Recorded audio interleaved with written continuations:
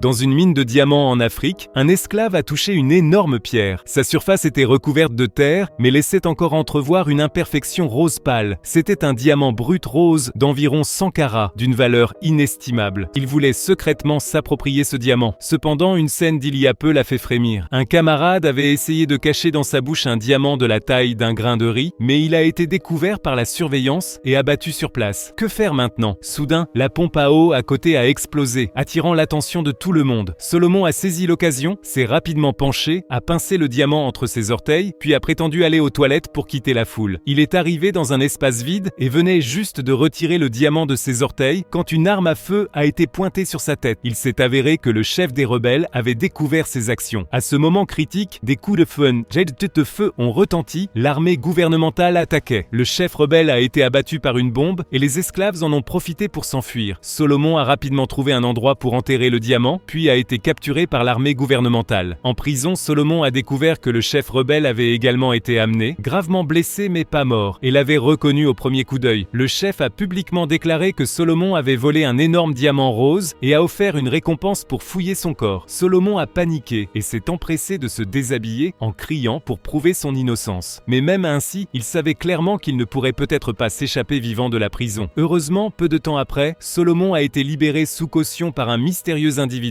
Une fois sorti, un homme l'a trouvé, se présentant comme Archer, celui qui l'avait fait libérer. Archer a exprimé sa volonté d'aider Solomon à trouver le diamant. Cependant, Solomon se souvenait que cet homme était également apparu en prison et l'avait clairement surveillé depuis longtemps. Solomon n'était pas stupide. Il savait que des gens comme Archer ne recherchaient souvent que le profit et une fois le diamant en main, n'hésiterait pas à le tuer. En effet, Archer n'était pas quelqu'un de bien. C'était un mercenaire sans scrupules qui faisait souvent des affaires avec les rebelles, vendant des armes en échange de diamants, tirant profit du sang versé.